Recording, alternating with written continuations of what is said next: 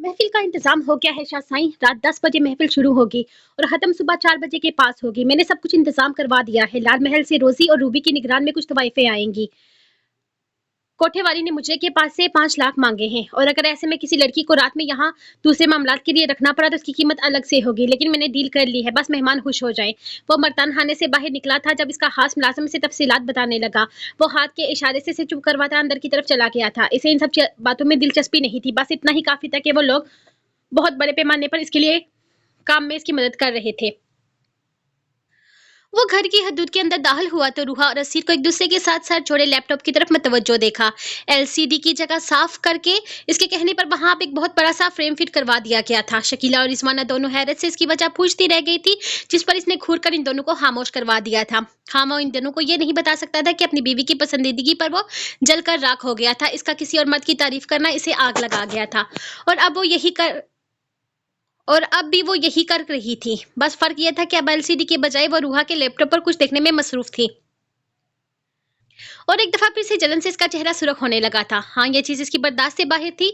शायद ये एक बेवकूफी ही थी कि वह एक ऐसे इंसान से जल रहा था जिसे वो कभी मिल भी नहीं सकती थी और ना ही कभी इसके सामने जा सकती थी, लेकिन फिर भी वो जलन इससे बर्दाश्त नहीं हो रही थी। पानी की बाल्टी भर कर लाओ, इसने करीब से गुजरती शकीला को हुक्म दिया था, जबकि रूहा और असीर पूरी तरह से लैपटॉप की स्क्रीन की तरफ मुतवज्जो थी। इसे इग्नोर करते हुए इसने शकीला से कुछ कहा था। देखा इन दोनों ने था, लेकिन सुन दोनों ही नहीं पाई थी। जब शकीला तकरीबन 5 मिनट के बाद पानी की बाल्टी भर लाई थी पानी की बाल्टी भर कर लाई थी, जिसे उठाते हुए इसने बिना इन दोनों के एक्सप्रेशन का नोटिस लिए टेबल पर पड़े लैपटॉप पर गिरा दिया था। भाई, मेरा लैपटॉप। रूहा हैरत का शिकार थी। क्या? वो रूहा को देखते हुए इसके रूबरू आता इसकी आंखों में आंखें डालकर बोला था। आपने तबाह कर दिया। वो दुख से बोली थी। शुक्र करो तुम्हें तबाह नहीं किया, क्योंकि आजकल जो तुम्हारी हरकतें हैं ना, मैं ये भी कर गुजरूंगा। इसके अंदाज में वार्निंग थी। हाँ, कर दे, सबको तबाह कर दे, पूरे घर को आग लगा दे, तब सुकून मिल जाएगा ना आपको। अब से बर्दाश्त नहीं हो रहा। इतना प्यारा इंसान जल कुकड़े के ही के। आसिर पर पटकती गुस्से से करती कमरे से बाहर चली गई थी। क्या क्या कहा इसने मुझे? मैं जल कुकड़ा? शाविर शाह जल कुकड़ा? वह इसके जाने पर पीछे रूहा को गुस्से से देखते हुए चिंगारा था। हाँ, जो है वही कहा है इसने। इतना प्यारा हीरो था, इसकी खूबसूरती से जलकर राख हो रहे हैं ना आप। चेहरा देखें कितना सुर्ख हो रहा है। इतना प्यारा हीरो था। वो अफसोस से बोली थी। इतना प्यारा है तो खुद तक रखो ना, मेरी बीवी को क्यों दिखा रही हो? वो गुस्से से बोला था। आपकी बीवी को पसंद है तो इसमें मेरा क्या कसूर है? वो एक दफा फिर से शरारती अंदाज में बोली थी, जबकि शाबिर की घुड़ी ने इसके दांतों को अंदर किया था। आज के बाद अगर वो मुझे टीवी के सामने बैठी नजर आई या इसने यूं किसी गैर मर्द को निगाह भर कर देखा तो तुम्हारा कत्ल मुझ पर वाजिब हो जाएगा। वो इसे वॉर्न करता ऊपर की तरफ कदम बढ़ा गया था, जबकि रूहा अपनी हंसी रोकती अपने लैपटॉप की लाश पर अफसोस करने लगी थी। दरवाजे पर हल्की सी दस्तक हुई थी। वो बेड पर लेटी अपना जलन को कंट्रोल करने की कोशिश कर रहा था। इसके मैदे का सत्यानाश हो चुका था, यहाँ तक कि खाने में मौजूद कच्ची मिर्चों की वजह से इसके होंठ तक चल रहे थे। पानी पी पी कर अब तो इसकी हालत खराब होने लगी थी, लेकिन मजाल थी जो इसकी हालत में जरा सी बेहतरी आई हो। कौन है? अंदर आ जाओ। वो उठकर सीधा हुआ था जब नायरा ने अंदर कदम रखते हुए इसे देखा था। इसके लबों पर बेख्तियार मुस्कुराहट आई थी इसके हाथ में शिकंजी देखकर। यानी मोहतरमा खुद भी जानती थी इसने क्या कारनामा सर अंजाम दिया है। ये पी लो, जलन कम हो जाएगी। वो ग्लास इसकी तरफ बढ़ाते हुए बोली थी। कोई सॉरी नहीं, कोई थैंक यू नहीं, बस इसके लिए जूस हाजिर था, जिसे थाम कर इसने आहिस्ता से एक साइड पर रखते हुए इसे देखा था। तुमने ब्रेसलेट पहना नहीं? इसका खाली हाथ देखकर वो पूछने लगा था। हालांकि थोड़ी देर पहले ऊपर की तरफ आते हुए इसके हाथ में पहना ब्रेसलेट वो देख चुका था। मैंने पहना था लेकिन उतार दिया। अब अच्छी थोड़ी लगता है इसकी तरह अब अच्छा थोड़ी लगता है सबके सामने तुम्हारा दिया हुआ ब्रेसलेट पहनकर घूमूंगी तो क्या सोचेंगे सब लोग? कितनी बेशर्म है नायरा, इसीलिए उतार कर रख दिया। वो मुंह बनाते हुए इसे रीजन दे रही थी। लेकिन इससे पहले तो मैं तुम्हें जो भी देता था तुम पहन लेती थी, बल्कि इस वक्त जो पायल तुमने पहन रखी है वो भी मैंने ही तुम्हें गिफ्ट दी थी। वो उठकर खड़ा होता इसके पास आया था। इसके अनापी लब जलन की वजह से सुर्ख हो रहे थे। हाँ, वो सब कुछ छुपा के दे देते ना, अब सबके सामने दोगे तो थोड़ी ना पहन पाऊंगी। अच्छा थोड़ी लगता है, सब क्या सोचेंगे? क्या सोचेंगे इससे क्या मतलब है? तुम मनकूहा हो मेरी, महरम हो मेरी। क्या मैं तुम्हें कोई तोहफा नहीं दे सकता? और तुम इसे उतार कर रख भी दिया, इसे अफसोस हुआ था। सब लोग क्या सोचेंगे? डरटू अच्छा नहीं लगता। अगर तुम छुपा कर देते तो अजीब बेवकूफ लड़की हो तुम। मैं तुम्हें पहले भी कुछ छुपा कर नहीं देता था। हाँ, बस अकेले में देता था। इसका ये मतलब नहीं है कि मैं तुम्हें सबसे छुपा कर कुछ देता हूँ। मैं तुम्हारे लिए जो भी लाता हूँ अपनी खुशी से लाता हूँ, और तुम इसे पहनो या छुपा कर रखो, इसके मतलब तुमसे कोई सवाल नहीं करेगा और ना ही कोई तुम्हें कुछ कहेगा, बल्कि सबको खुशी होगी। अगली दफा इस कमरे में तब आना जब वो ब्रेसलेट पहन लो। अब तुम जा सकती हो यहाँ से और ले जाओ अपना ये जूस। मुझे भी मुझे ये भी नहीं चाहिए। वो यकीनन मायूस हुआ था। वो गुस्से से चेहरा फेर गया जब अचानक नायरा ने अपनी कलाई इसके सामने की थी। मैंने जेब में डाला हुआ था, पहन ही रखा था। बस अभी भाभी ने बोला कि इस तरह पहन कर रखना ठीक नहीं है तो उतार लिया। लो दोबारा पहन लिया, अब खुश? वो मुस्कुराते हुए बोली तो उसके चेहरे पर बड़ी खूबसूरत सी मुस्कुराहट आई थी। बहुत खुश। अब उतारना मत मैडम कचरा रानी। मोमरिश इसके हाथ को अपने हाथ में थामते हुए बोला था जब इसने जूस की तरफ इशारा किया था। मेरी जलन ये जूस कम नहीं कर सकता। अपनी जलन कम करने के लिए मेरे पास इससे बेहतर आइडिया है। वो उसकी सुरख लब्बों को देखते हुए बोला था। न जाने क्यों आज इसकी प्यास बढ़ने लगी थी। इससे पहले के इसने कभी ऐसी कोई हरकत नहीं की थी जिससे नायरा इसे शर्माई या घबराए, लेकिन जब से आज मर्दान खाने में रुखसती का जिक्र हुआ था इसके दिल में अजीब सी हलचल मचने लगी थी। महबूब को पा लेने की बेकरारी कैसी होती है ये इस वक्त कोई मोमरिश से पूछता। कौन सा आइडिया? वो हैरत से इसे पूछने लगी थी जब अचानक मोमरिश इसका बाजू खींचकर इसकी कमर में बाजू हायल करते हुए इसके लबों पर झुककर इसके लबों को अपने होंठों पर रख दिए थे। नायरा के सामने जैसे ज़मीन आसमान घूम कर रह गया था। वो इस तरह की बेबाकी की उम्मीद हरगिज़ नहीं रखती थी। वो इसके कंधे पर हाथ रखते से दूर होने की कोशिश करने लगी जब अमरीश ने अपनी गिरफ्त बढ़ाते हुए इसके होठों को मज़ीद सख्ती से अपने होठों से रोशनास करवाया था। वो शिद्दत से इसके लबों को अपने लबों से लोक की अपनी तशनगी मिटा रहा था जब नायरा ने अचानक इसे खुद से दूर करते इसे बेड पर धक्का दिया था और बाहर भाग गई थी। इसके यूँ भागने पर अमरीश के लबों पर दिलफरेब मुस्कुराहट आई थी। वो बालों पर हाथ फेर कर रह गया था। वो जब से आई थी कलियाँ किए जा रही थी। वो जब से आई थी कुलियाँ किए जा रही थी। कितना गंदा है ये डर तो। इसने सचमुच में आज अपने नाम का हक अदा कर दिया है। इसके साथ इतनी गंदी हरकत करके वो कभी सोच भी नहीं सकती थी वो कैसे धड़ल्ले से इसके कमरे में जाती थी और अब तो सवाल ही पैदा नहीं होता था कि वो यूँ इसके कमरे में जाए। वो ऐसा करेगा इसने कभी सोचा भी नहीं था। हाय वो तो इसे कितना नेक कितना शरीफ इंसान समझती थी और वो कैसा था। छी छी छी, अल्लाह अल्लाह, इसने मेरे साथ अंग्रेजों वाली हरकत की है। ऐसे सीन तो अंग्रेजी फिल्मों में होते हैं। वो सोचकर तौबा तौबा करने लगी। ऐसे सीन अगर किसी फिल्म में आ जाए तो वो चेहरा फेर लेती थी और इसके होने वाले शोहर ने इसके साथ ऐसी हरकत की थी। हाय मैं किसको बताऊं, किससे छुपाऊं? नहीं छुपाना नहीं चाहिए, मुझे बता देना चाहिए। अगर आज मैं चुप रही तो कल ये डट्टू मजीद फ्री हो जाएगा। आज लब्बू को छुआ है, कल पता नहीं कहाँ कहाँ छुएगा। तौबा तौबा, नहीं नहीं, मैं सब कुछ सबको बता दूंगी। हाँ बता दूंगी, जरूर बताऊंगी। चाची बेगम को बताती हूँ। इन्हें भी तो पता चले कि इनका लाडला बेटला असल में कैसा है। इसकी ये हरकत हरगिज छुपाने वाली नहीं थी और वो छुपाती भी क्यों? वो कौन सा कोई अच्छा इंसान था? और अब तो इसके साथ इतनी गंदी हरकत करके इसने साबित कर दिया था कि वो एक इंतहाई गंदा इंसान है। वो तो कभी जिंदगी में इसके कमरे में अकेली नहीं जाने वाली थी, लेकिन इस हरकत को वो बुलाने वाली भी नहीं थी। मेरे होठों पर इतनी मिर्ची क्यों लग रही है? वो अपने होठों को हल्का सा छूते हुए परेशानी से बोली थी। इसके होठों पर जलन हो रही थी और उस जलन की वजह वो समझ नहीं पा रही थी, लेकिन इसके होठ बहुत ज्यादा जल रहे थे। उफ, मैंने तो ऐसा कुछ खाया भी नहीं जिसकी वजह से मुझे जलन हो। परेशानी से सोचने लगी। सिर्फ एक ही निवाला लिया था इसने अपने खाने का और इसके बाद 2 ग्लास जूस पी कर आई थी, तो अभी जलन होने का तो चांसेस ही नहीं थे। फिर जलन क्यों हो रही थी वो सोचने लगी थी जब जहन में एक दफा फिर से मोमरिश की हरकत गर्दिश करने लगी। उफ, गंदा डट्टू। वो अपनी जलन की वजह समझते हुए गुस्से से मिठियां बेच कर रह गई थी, लेकिन जहन से मजाल थी जो डट्टू की ये हरकत निकल जाए। आज के बाद इसके सामने भी नहीं आऊंगी। वो गुस्से से पानी के जग से ग्लास भरकर पानी पीने लगी थी। इसके लब्बो कलम अपने होठों पर बिखरते महसूस करते एक लम्हे के लिए ख्याल आया था कि न जाने मोमरिश का इस वक्त क्या हाल हो रहा होगा। इसने तो पूरा खाना खाया था इसके हाथ का बना, लेकिन इसने एक अच्छी मनकुहा होने का फर्ज नहीं पाया था। वो इसे अपने हाथों से जूस बनाकर देकर आई थी। अब इससे ज्यादा वो और क्या ही कर सकती थी इसके लिए। बदतमीज इंसान। बेड पर लेटे हुए इसने फिर से अपने लबों पर जलन महसूस की थी, जबकि होठों के किनारे पर एक शर्मीली सी मुस्कुराहट भी थी। बदतमीज इंसान। अब नहीं जाऊंगी इसके सामने कभी भी। वो कमल में छुपते हुए अपने आप से शर्मा रही थी। रेशम भाई, बहुत बड़ा ऑर्डर आया है एक सियासी घर से। वहां पर मैंने कह दिया है कि हम 5 लड़कियों को मुजरे के लिए लेकर जाऊंगी। मेरे साथ रोजी भी होगी, अच्छी खासी रकम मिल रही है। मैंने कह दिया 5 लड़कियों का 5 लाख लूंगी। 6 घंटे तक मुजरा करना है। अगर किसी सेठ को लड़की पसंद आ गई तो इसकी कीमत अलग से मिलेगी। अलग से कीमत मिलेगी। आजकल सियासत में जो नाम चल रहे हैं ना, इन्हीं में से किसी ने बुकिंग करवाई है। जब तक आपकी तबीयत ठीक नहीं हो जाती मैं सब कुछ बहुत अच्छे से संभालने की कोशिश कर रही हूँ। मसला आपकी सेहत और तंदुरुस्ती का है, वरना ये सारे काम तो आप ही संभाल सकती हैं। इस दिन इन लोगों ने आपको इतना ज़्यादा मारा है, अल्लाह, आपको तो इनका कुछ बिगाड़ भी नहीं सकती। आपकी हालत देखकर बड़ा तरस आ रहा है। जालिमों ने ये तक नहीं देखा कि आप औरत है। इस औरत पर हाथ उठाकर ना जाने कौन सी बर्दानगी दिखा रहे थे जालिम लोग। रूबी दोनों हाथ मसलते अस्पताल की कुर्सी पर बैठी हुई थी, जबकि रेशम भाई बिस्तर पर बुरी हालत में तड़प रही थी। इस दिन कोठे पे आए लोगों ने जान से नहीं मारा था, लेकिन इसका कोई हाल भी नहीं छोड़ा था। परिवेश के दीदार की कीमत बहुत ज्यादा रखी थी इसने, और दीदार के नाम पर कुछ ना मिलने की वजह से इन लोगों ने इसकी हालत बिगाड़ दी थी और बस वक्त मरने वाली हो गई थी। अगर वो इस वक्त वहां से भागकर अपने कोठे के सबसे ऊंची मंजिल के आखिरी कमरे के हफिया रास्ते से ना निकलती तो वो आदमी से मार ही डालते। इस दिन से लेकर अब तक इसकी हालत ठीक ना हुई थी। पहले वारिस शाह ने इस पर हाथ साफ किया था, फिर अरताश ने सबके सामने इस पर थप्पड़ों की बरसात की थी, और इसके बाद जिस तरह से इसे मारा पीटा किया था, वो जिंदा कैसे बची थी ये वो खुद भी नहीं जानती थी। हाँ, तुम जानो और वो रोजी जाने, मैं जो काम करना है कर लेना। फिलहाल मुझे तंग करने की जरूरत नहीं है, और बार बार अस्पताल में भी ना आओ। मुझे यहाँ 2 घड़ी चैन से रहने दो। हाय, जालिमों ने बहुत मारा है। जालिमों, तुम तबाह हो जाओ, बर्बाद हो जाओ, कीड़े पड़े तुम लोगों को, एक पल का सुकून न मिले। हाय हाय, मार डाला। हाय हाय। वो रोती तड़पती बड़ी मुश्किल से करवट बदलते हुए बोली थी, जबकि रूबी अपनी हंसी छुपाते अस्पताल के कमरे से बाहर निकल गई थी। अब कैसी तबीयत है पप्पू तुम्हारी? अब कैसी तबीयत है पप्पू की? तुम्हारी बात हुई इनसे? वो कमरे में दाखिल होता इससे सवाल करने लगा था। हाँ, हो गई थी मेरी बात, अब काफ़ी बेहतर है, पहले से मुझसे मिलना चाहती हैं। आप काम निपटा लें, फिर कुछ दिन के लिए चलते हैं इनके पास। वो उसे देखते हुए बोली थी, मेरे लिए फ़िलहाल मुमकिन नहीं होगा, अगर तुम जाना चाहती हो तो तुम चली जाओ मिराल, कुछ दिन के लिए। पापा वैसे भी जाने वाले हैं मीटिंग के सिलसिले में, तुम इनके साथ होकर आ जाओ। अगर तुम चाहो तो चंद दिन रुक भी जाओ इनके पास। वो भी अच्छा महसूस करेंगी। वो बेड पर आकर बैठता है, इसके पास ही आकर बैठ गई थी। नहीं, मैं अकेली नहीं जाऊँगी, जाऊँगी तो आपके साथ जाऊँगी। आपके बगैर मेरा दिल नहीं लगता। वो उसके कंधे पर अपना सर रखते हुए प्यार से बोली थी, लेकिन मिराल मेरे लिए फ़िलहाल ऐसा मुमकिन नहीं है। गाँव का बहुत सारा काम मेरे सर पर है, पता तो है तुम्हें। अब बात सरदारी पर आ गई है और सरदारी की कुर्सी हर कोई हथियाना चाहता है।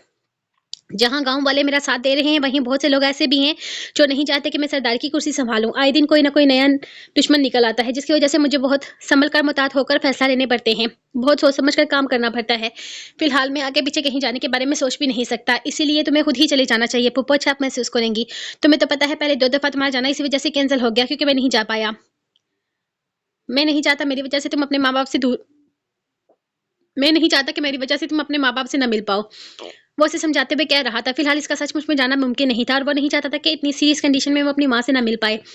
नहीं, मेरे बगैर आप किस तरह से रहेंगे? सब कुछ कैसे हैंडल करेंगे? आपके लिए मुश्किल हो जाएगा। वो इनकार करने लगी थी। क्या मुश्किल हो जाएगा मिराल? हाँ, तुम्हें इस कमरे में देखने की आदत है, अगर नहीं देखूँगा थोड़ी-सी उलझन होगी, बाकी और कोई मसला नहीं होगा। वो उसे देखते हुए बोला था, क्यों? कोई मसला नहीं होगा? आपके कपड़े कौन देगा? आपको जूते कौन निकाल कर देगा? आपको नाश्ता कौन देगा? खाना कौन देगा? आपको मेरी ज़रूरत होगी, रात को इस कमरे में अकेले रहेंगे मेरे बगैर तो मुझे याद नहीं करेंगे? मिराल को अच्छा नहीं लगा था इसका इस तरह से कहना, तभी तो अपनी अहमियत का एहसास दिलाने लगी थी। हालाँकि मिराल खुद भी जानती थी कि वो ऐसा कोई काम नहीं करती जिससे इसकी ज़िंदगी में किसी तरह का कोई बदलाव आए। खाना घर की औरतें ही बनाती थी, लेकिन मिराल ने ज़्यादा ध्यान कभी नहीं दिया था। ऐसा नहीं था कि इसे खाना बनाना आता नहीं था, लेकिन जो काम इसे पसंद नहीं था, वो करने में वो दिलचस्पी भी नहीं दिखाती थी। इसकी हर चीज़ मुलाज़मा की करके जाती थी। वो तो सिर्फ़ उठाकर अलमारी में ही रखती थी और सुबह उठाकर इसे दे देती थी। हाँ, मुमकिन था कि वो रात में अपनी बीवी की कमी महसूस करता। बाकी और किसी काम के लिए इसे मिराल की ज़रूरत नहीं थी। ये मिराल खुद भी जानती थी। इन सब के लिए तो मैं तुम्हें मिस करूँगा, लेकिन इसका ये मतलब हरगिज़ नहीं है कि तुम मेरे इस छोटे-छोटे कामों की वज़ह से अपनी माँ से ना मिलने ना जाओ। ज़्यादा दिन के लिए ना सही, चंद दिनों के लिए ही तुम्हें इनके पास चले जाना चाहिए। तुम इनकी इकलौती बेटी हो और इस वक़्त वो जिस कंडीशन में है, तुम्हारा इनके पास जाना ज़रूरी है। माँ है तुम्हारी, तुम्हें लाज़मी जाना चाहिए। वो फिर से समझाने लगा था। वो बेचारी सिर्फ़ इसकी खातिर यहाँ इसके साथ आकर रह रही थी। अपनी फ़ैमिली, अपने मुल्क से दूर वो सिर्फ़ इसकी वजह से अपने माँ-बाप से कहीं महीने ना मिल पाती थी। नहीं, आप जाएँगे तभी मैं आपके साथ जाऊँगी। वो इसके गिर्द अपना हिसार बनाती इसके सीने पर अपना सर रख गई थी। ठीक है, फिर मुझे मत कहना कि मेरी वजह से तुम नहीं जा पाई। बज़म इसकी कमर के गिर्द अपना हिसार बनाते हुए इसे खुद के साथ लपेट गया था। नहीं कहूँगी। वो इसके सीने पर लब रखते इसकी शर्ट के बटन्स के साथ छेड़खानी करने लगी थी। सुबह हम अस्पताल जाएँगे। कल सैटरडे है ना, तुम्हारी अपॉइंटमेंट है। बज़म ने इसे याद दिलाया था। जी याद है मुझे, मैं तैयार हो जाऊँगी, आप आ जाइएगा। डॉक्टर चेंज करके भी देख लेते हैं, हो सकता है कुछ फ़ायदा हो जाए।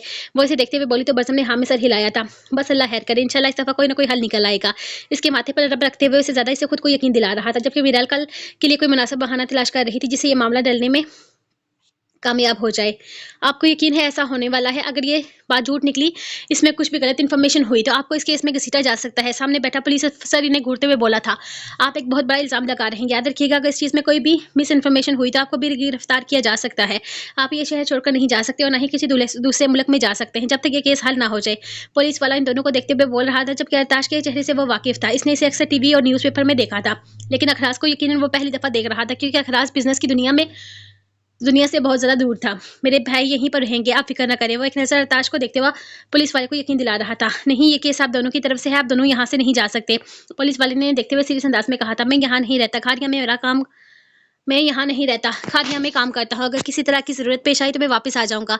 लेकिन ऑफ़ कोर्स मैं अपना काम तो नहीं छोड़ सकता ना।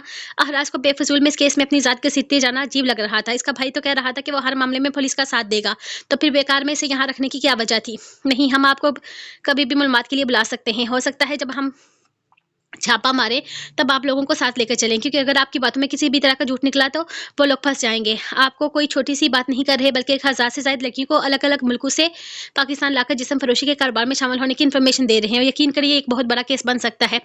पुलिस अफ़सर से देखते हुए कह रहा था, वो इस मामले में किसी तरह की मिस इन्फॉर्मेशन का शिकार होना नहीं चाहता था। अखराज इस बात को बहुत अच्छे तरीके से समझ गया था। तभी इसने अपनी जेब से अपना आईडी कार्ड निकालकर सामने टेबल पर रखा, जिसे देखते हुए वो हैरान रह गया था। क्या इस केस में आर्मी भी इंटरेस्ट ले रही है? वो इसे देखते हुए सवाल करने लगा। अभी तक तो नहीं। अगर आप लोग इस केस को हल ना कर पाए तो शायद ये आर्मी के अंडर ही आएगा। लेकिन फिलहाल मैं आप लोगों को मौका दे रहा हूँ कि आप इस केस को हल करें। इंस्पेक्टर ने जैसे अपना लहजा बदला, वो इसे देखते हुए कहने लगा था, ठीक है सर, हम ये केस बहुत अच्छे से हैंडल करेंगे, आप फ़िक्र ना करें। इसमें मुझे हरगिज़ अंदाज़ा नहीं था कि आप आर्मी में हैं। मुझे लगा कोई छोटी-मोटी इन्फॉर्मेशन लेकर अपने पास से कहानी बनाकर हमें मिसगाइड किया जा रहा है। बस इसीलिए इस तरह से बात कर रहा था। फ़िक्र ना करें, मैं आज ही इस केस पर काम करता हूँ। अगर इस कोठे पर 1000 से ज़्यादा लड़कियाँ आने वाली हैं, तो ये केस सच में बहुत बड़ा है। मैं पूरी जान लगा दूँगा रेशम भाई को इसके सही मकाम तक पहुँचाने के लिए। हमें खुद भी इस बारे में काफ़ी कुछ पता चला है, लेकिन ये औरत शुरू से ज़्यादा चालाक है। ये अपने खिलाफ कोई सबूत नहीं छोड़ती, जिसकी वज़ह से हम मजबूर हो जाते हैं। लेकिन इस दफ़ा इस औरत के इसके अंजाम तक पहुँचाकर इस केस को हल करेंगे। हम आज से रेशम भाई पर नज़र रखते हैं।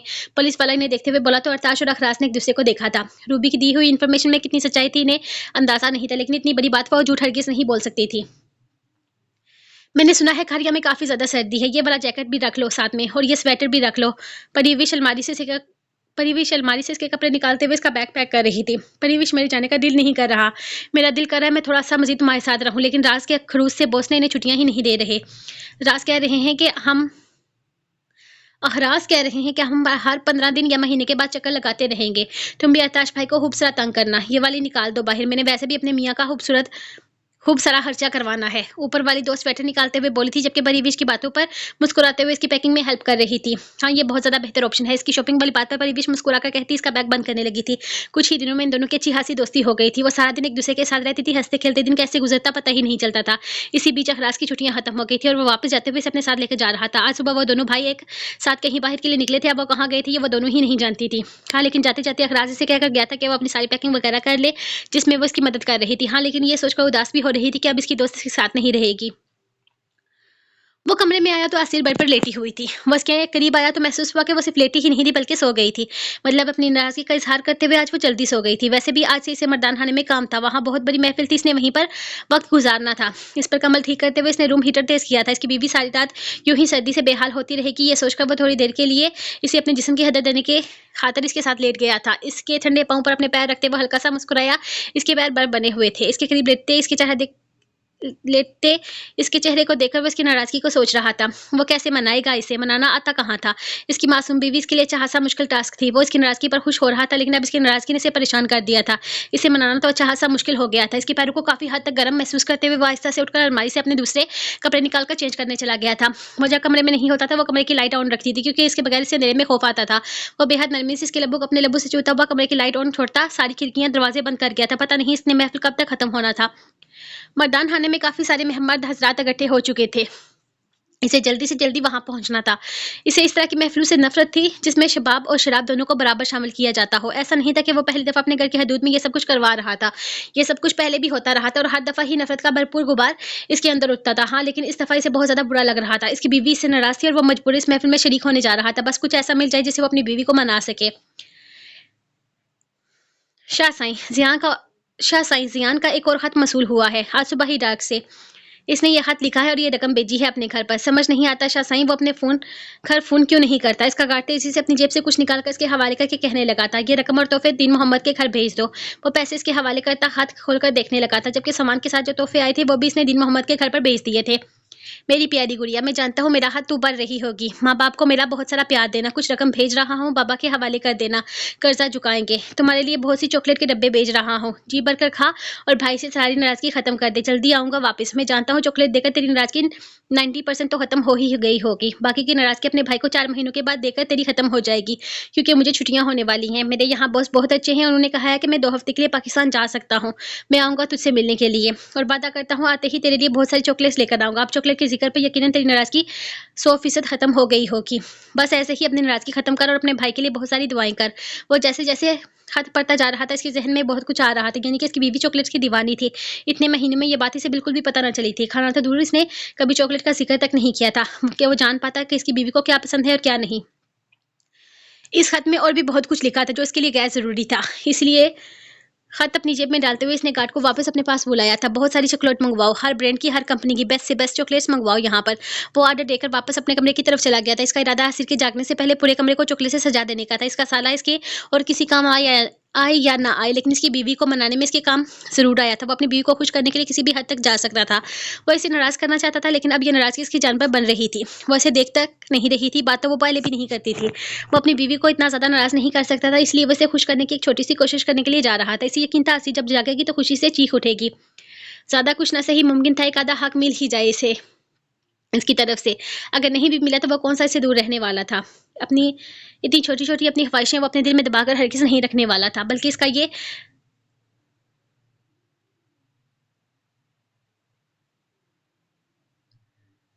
बल्कि इसका इरादा था तो इसके लब्बू से चॉकलेट खाने का भी था। शावीर आहिस्ता से कमरे का दरवाज़ा खोलते हुए अंदर आया था। वो अब भी अपने ख्वाबों की दुनिया में मगन गहरी नींद सो रही थी। वो बेहद मोहब्बत से इस पर निगाह डालते हुए अपने गार्ड का इंतज़ार करने लगा था जिसे वो थोड़ी देर पहले एक बहुत ज़रूरी काम देकर आया था। असीर की तरफ देखते हुए इसके जवान जज़्बों में एक जोश सा पैदा होने लगा था। इसकी कुर्बत की चाह शाबिर को बेताब करने लगी थी। वह इसकी तरफ कदम बढ़ाता इसके चेहरे के दोनों तरफ अपने हाथ रखते हुए इसे अपने नरम गर्म निगाहों से देखने लगा। अपने अंदर बेचैनी महसूस करता बस के लबों पर निगाहें जमाए अपने धड़कनों को मज़ीद बेकरार होते महसूस कर रहा था। इसके सुर्ख होंठों को देखते हुए इसे अपने गले में कुछ चुभता हुआ महसूस होने लगा। इसने बेहद आहिस्ता से इसके लबों पर अपने लब रखे थे। इसकी मूंछों की चुभन पर असीर की नींद खराब हुई तो वो फौरन पीछे हटा था। वो बेकरार सा इसकी बंद आंखें देख रहा था और अब भी गहरी नींद में थी। इसने सुकून से आंखें मूंदते हुए निगाहें बड़ी मुश्किल से इसके नाजुक वजूद से चुराई थी। जब आहिस्ता से दरवाजे पर दस्तक हुई थी, वो जल्दी से दरवाजे के करीब आते हुए गार्ड के हाथ में मौजूद बड़ा सा कार्टन देखने लगा था, जबकि एक कार्टन को इसने नीचे ज़मीन पर रखा हुआ था। सर, ये आपका मंगाया हुआ सामान मैं लेकर आया हूँ यहाँ पर। हर ब्रांड की चॉकलेट्स मौजूद हैं। मैंने कोई भी कंपनी नहीं छोड़ी। आप देख लें कि इनमें से कौन सी बेस्ट है। गार्ड इसे देखते हुए बताने लगा था, जबकि इतने सारी चॉकलेट्स देखकर वो कंधे उचकाकर रह गया था। अब हद में इसका भाई ये तो नहीं बताया था कि इसकी बहन को कौन सी ब्रांड की चॉकलेट पसंद है। बस चॉकलेट आ चुकी थी और वो अपनी प्यारी सी मासूम सी बीवी की मासूम सी नाराज़गी को बड़े प्यार से ख़त्म करने वाला था। हाँ ठीक है, तुमने मेरा काम कर दिया, तुम यहाँ से जा सकते हो। वो इसे जाने का इशारा करते हुए इसके हाथ से कार्टन लेकर अंदर करता दूसरे कार्टन को खींचकर कमरे के अंदर लेकर आया था। इसने एक नज़र असीर को देखा जिस पर ज़मीन से किसी चीज़ के घसीटने जाने की आवाज़ ने कोई असर नहीं दिखाया था। वो गहरा सांस लेता हल्का सा मुस्कुराते हुए दरवाजे को फिर से बंद कर गया था। यार, अब तो रात का 1 बज रहा है। इस वक्त जागना मुनासिब नहीं है। खुद ही उठकर देख लेगी। इतना तो पता है ना मेरा चांद को कि ये सब कुछ मेरे अलावा और कोई नहीं कर सकता। वो डिम लाइट की रोशनी में पूरे कमरे को चॉकलेट से सजा गया था। हर तरफ से इसने चॉकलेट ही चॉकलेट कर दी थी। यहाँ तक कि दीवार पर इसने पैकेज को खोलकर गड़ी की शेप में लगाया था, तो कहीं पर इसने दिल की शेप बना दी थी। ये कमरा शावीर शाह का कमरा कम और कोई चॉकलेट लेन ज़्यादा लग रहा था। फिलहाल इसका मैदान खाने में जाना काफ़ी ज़रूरी था। न जाने महफिल कहाँ से कहाँ तक पहुँच चुकी होगी और वह यहाँ अपनी नन्ही सी बीवी को मनाने में मसरूफ़ था। पता नहीं ये सब कुछ देखकर वो मानेगी या नहीं। वैसे जिस तरह से इस लेटर में लिखा हुआ था कि वो चॉकलेट की दीवानी है, इसे मान जाना चाहिए था। आखिर इसने कितनी मोहब्बत से इसके लिए चॉकलेट से पूरा कमरा सजा दिया था और कमरा काफ़ी अच्छा भी लग रहा था। किसी बच्चे को मनाने के लिए ये थीम बहुत अच्छी थी, लेकिन वो किसी बच्चे को मनाने के लिए नहीं बल्कि अपनी मासूम सी बीवी को मनाने के लिए ये सब कुछ कर रहा था और इसे लग रहा था कि इसकी ये कोशिश कामयाब होने वाली है। गहरा सांस लेते हुए इसने अपनी चादर को सोफे से उठाकर दोबारा अपने कंधे पर फैलाया था और कमरे से बाहर निकल गया। ये महफिल खत्म हो जाए इसके बाद अब वो वापस कमरे में आने का इरादा रख रहा था। इसके हिसाब से तकरीबन 4 बजे तक ये महफिल खत्म होने वाली थी। शावीर तेजी से मैदान खाने की तरफ आया था। जब इसे अंदर से अजीब से शोर की आवाज़ सुनाई दी थी, वो जानता था यहाँ पर काफ़ी सारे लोग इकट्ठे हो चुके हैं, लेकिन इस तरह का शोर से पहले इसकी किसी महफिल का हिस्सा नहीं बना था। वो भारी कदम उठाता दाखिली दरवाजे से अंदर दाखिल हुआ तो अंदर कहरम बरपा हुआ था। 2 सियासी पार्टी से तल्लुक़ रखने वाले लोगों ने एक दूसरे पर रिवाल्वर ताने खड़े थे। एक तरफ हारून मलिक जो कह रहा था कि महफिल में नाचती दोशीज़ा इसके साथ अपनी रातें रंगीन करेगी, जबकि दूसरी तरफ रियाज चौधरी था जिसका कहना था कि ये लड़की आज रात इसके मेहमान नवाजी करेगी। वो लम्हे में सब कुछ समझ गया था, जबकि इसका गार्ड तेजी से इसके करीब आया था। इसे मामले की संगीनियत का एहसास दिलाने लगा था। साईं, ये लोग इस लड़की के पीछे पागल हो रहे हैं और ये लड़की कुछ समझ ही नहीं पा रही। न जाने से यहाँ क्यों बुलाया गया है। ये कौन से मुल्क की लड़की है? कम से कम पाकिस्तानी तो हरगिज़ नहीं है। ये हमारी ज़ुबान तक नहीं समझ रही। पहले नाच रही थी, अब रो रो कर पागल हो रही है। इसके पीछे वो दोनों भी पागल हो रहे हैं। रोसी भाई का कहना है कि इसकी महफिल के लिए खास दूसरे मुल्क से लड़कियां मंगवाई गई थी और अब इन लड़कियों के चक्कर में अच्छी खासी महफिल का सत्यानाश हो गया है। रियाज और हारून एक दूसरे पर पिस्तौल ताने खड़े हैं। पीछे हट जाओ, मैं मामला हल करता हूँ। बस कहते हुए आगे बढ़ा था। शाबिर के घर में ये तमाशा हो रहा था, इसलिए इसे इन सब चीज़ों के बीच में पड़ना पड़ रहा था, वरना इस तरह के मामलों से वो जितना हो सके इतना ही दूर रहता था। बंद करो ये सब कुछ। क्या हो रहा है यहाँ पर? ये मेरा घर है, कोई कोठा या गन का अड्डा नहीं जहाँ तुम लोग अपनी पसंद की लड़की के लिए छीना झपटी कर रहे हो। छोड़ो इसे। वो तुम लोगों के साथ नहीं जाना चाहती। तुम लोगों की तरह ये लड़की भी मेरी मेहमान है। बिना इसकी मर्जी के तुम लोग इस लड़की के साथ कुछ भी नहीं कर सकते। इसने गुस्से से हारून को पीछे हटाते हुए लड़की को अपनी ओर में लिया था। वो लड़की रोते हुए कुछ बोल रही थी, लेकिन क्या कह रही थी इसे कोई भी बात वो वहाँ मौजूद कोई भी इंसान नहीं समझ पा रहा था। ना जाने कौन सी ज़बान में बोल रही थी। दिखने में वो किसी इंग्लिश कंट्री की लग रही थी और अंदाज़ बता रहा था कि इसे ये सब कुछ ज़बरदस्ती करवाया जा रहा है। माफ़ कीजिएगा शाह साईं, गलती हो गई। वो क्या है ना, लड़की को समझ ही नहीं थी। मुझे लगा नहीं लड़की है। आप लोगों का दिल बहलाएगी, इसलिए मैं इसे यहाँ लेकर आई। माफ़ कर दीजिए। ये आप दोनों में से कोई एक इस लड़की को ले जाए। दूसरे साहब के लिए हमने और भी लड़कियां लाई हैं। रोजी ने बीच में आते हुए से कहा था, जबकि इसे रोजी के अंदाज से मजीद नफरत हो रही थी। यहाँ एक लड़की की मर्जी के खिलाफ इसे कारोबार करवाया जा रहा था।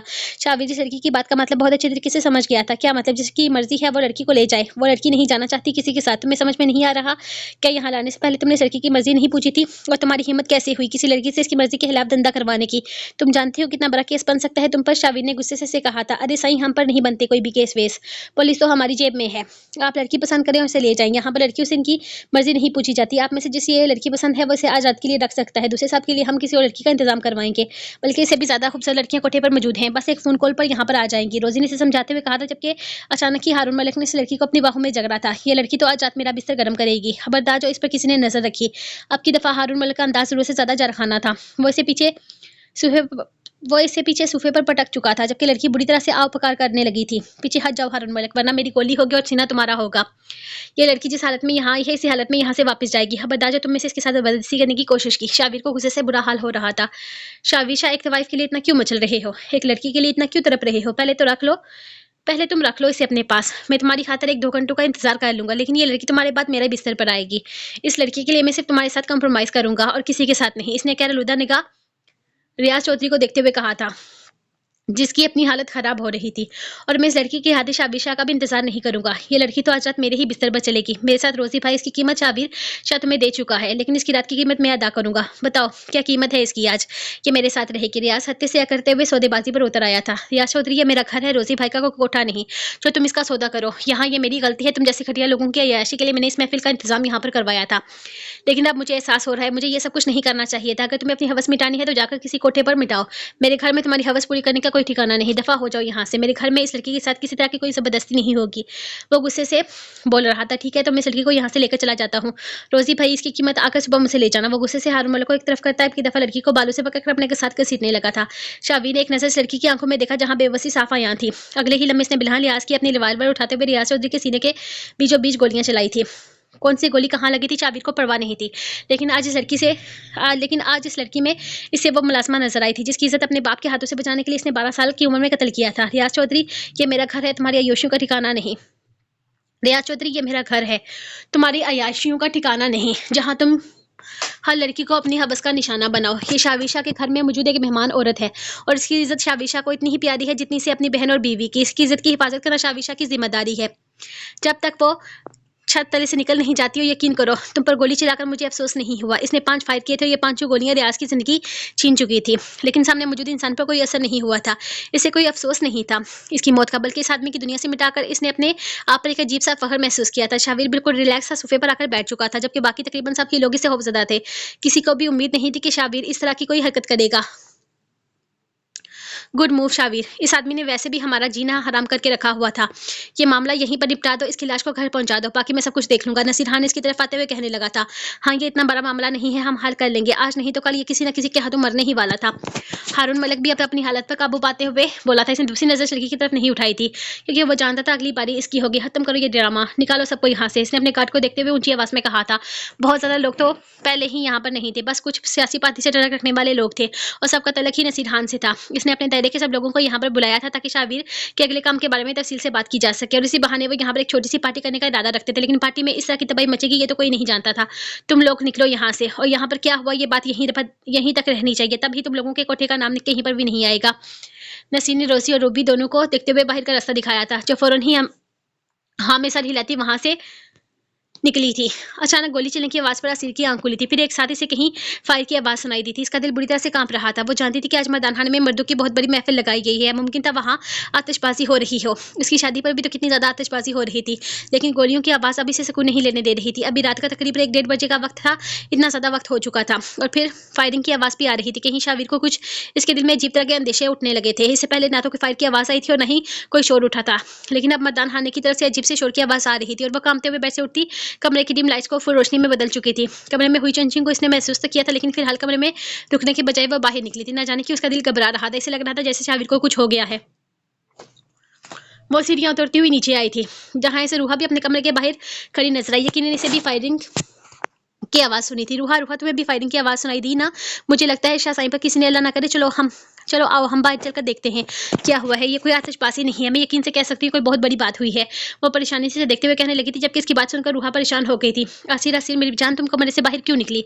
वो परेशानी से इसके पास आते हुए कहने लगी थी। जिस तरह वो घबराई हुई थी वो समझ गई थी कि गोलियों की आवाज़ की वजह से वो इतना ज़्यादा डर गई है।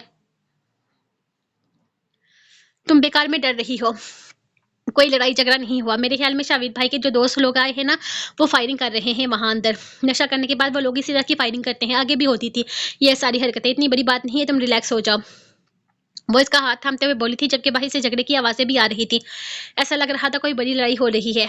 लोग तेज़ी से बड़े गेट के तरफ जा रहे थे, गाड़ियाँ तेज़ी से वहाँ से निकल रही थी और वो दोनों आहिस्ता आहिस्ता चलती बड़े दरवाजे के पास आई थी। लगता है महफिल खत्म हो रही है, रिलैक्स हो जाओ तुम, सब कुछ ठीक है। वो प्यार से इसे देखते हुए इसका हाथ थामे इसे वापस लेकर जाने लगी थी। नहीं, मैं मतदान हारने जा रही हूँ, मैं देखना चाहती हूँ शासाई को, मुझे नहीं लगता कि वो ठीक है, कुछ तो गलत हुआ है। ये लोग इस तरह से अचानक क्यों जा रहे हैं?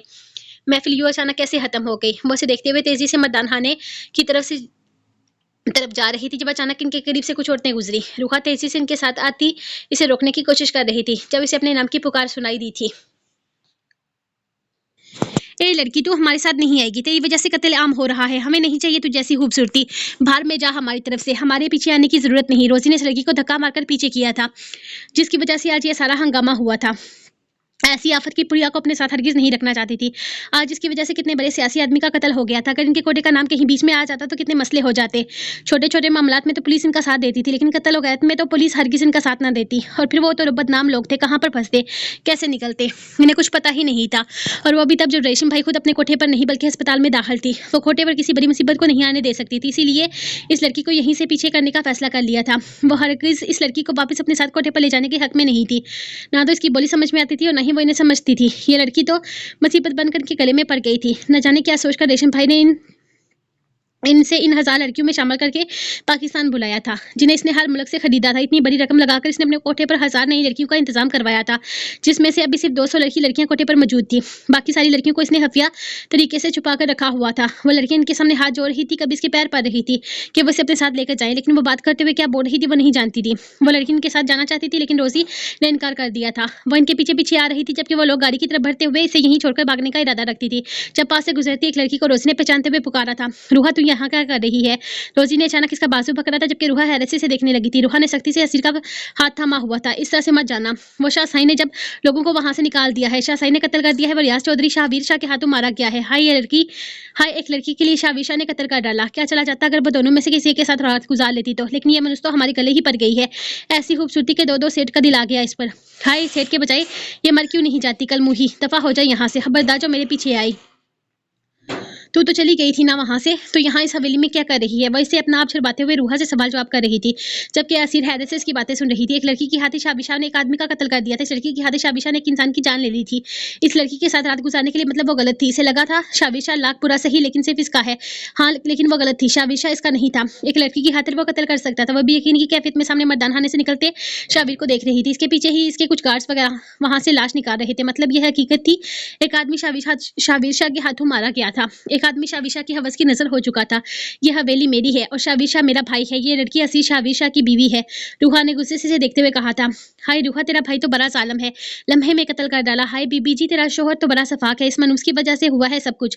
वो एक दफा फिर इस लड़की को खुद से दूर धकेलती शाबिर के आ जाने की वजह से वहां से तेजी से भाग निकली थी। वो लड़खड़ाते हुए सीधी शाबिर की पनाहों में गिरी तो असीर ने जख्मी निगाहों से इसे देखा था, जबकि वो तेजी से गाड़ी में सवार होती वहां से निकलती चली गई थी।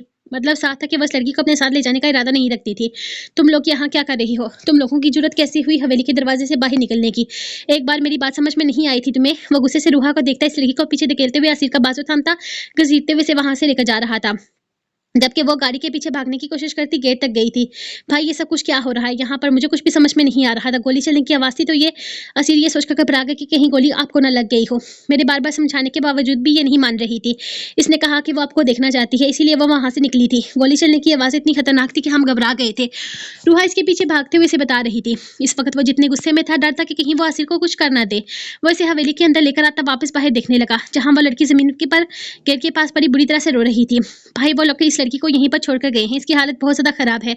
वो लोग कह रहे थे कि वह हमारी कोई भी बात नहीं समझती है। रूहा बता रही थी जब हारून मलिक इस लड़की के सामने आ रुका, वह आसिर का हाथ छोड़ता तेजी से अपनी बंदूक पर हाथ रखता बाहर निकला था। यकीनन अब हारून मलिक की बारी थी।